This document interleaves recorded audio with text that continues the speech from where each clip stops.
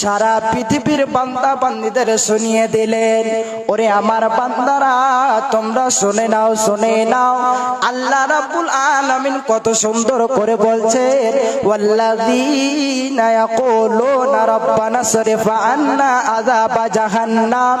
আল্লাহ রাব্বুল আলামিন বলছে, যারা বলে হে আমাদের প্রতিপালক, হে আমাদের পরওয়ারদিগার, আপনি আমাদেরকে জাহান্নামের শাস্তি থেকে দূর করুন। হে আমার প্রতিপালক, আপনি আমাদেরকে জাহান্নামের আযাব থেকে সরিয়ে দেন, আমাদের কি জাহান্নামের শাস্তি থেকে বাঁচান।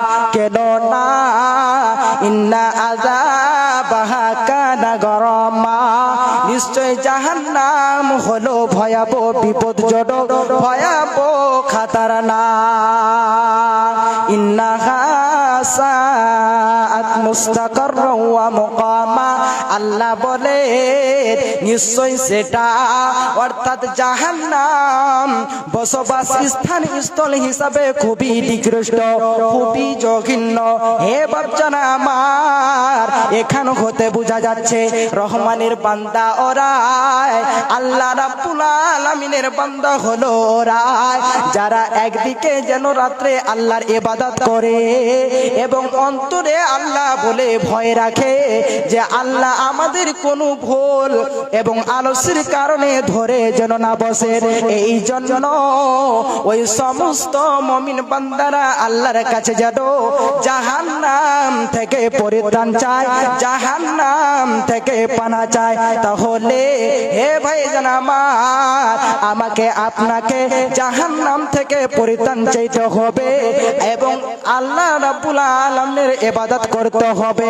আপনি যে বলবেন আমি শুধু আল্লাহর কাছে জাহান্নাম থেকে পরিত্রাণ চাইবো, আমি জাহান্নাম থেকে বাঁচার দোয়া করব, না, হবে না। আপনাকে পরিত্রাণ চাওয়ার সাথে সাথে আল্লাহ রাব্বুল আলামিনের ইবাদত করতে হবে। আল্লাহর নবী যে আদেশ দিয়েছে এবং আল্লাহ রাব্বুল আলামিন যেই জন্য আপনাকে সৃষ্টি করেছে, সেইগুলো দিকে আপনাকে আমাকে মনোযোগ দিতে হবে। ভাই আমার, বন্ধু আমার, তাহলে এই যে আপনি আল্লাহর কাছে পরিত্রাণ চাইবে, এটা একটা যেন মুমিনদের বৈশিষ্ট্য। যারা খেতে বাকি আছেন, হোটেল বন্ধ হয়ে যাবে। যারা খাওয়ার খেতে বাকি থেকে গেছেন, খেতে যাননি, এখন হয়তো পরে যাব ভাবছেন, তাড়াতাড়ি হোটেলে গিয়ে খাওয়া দাওয়া সেরে নিন। হোটেল বন্ধ করে দিয়ে তারাও মাহফিলে আসবেন।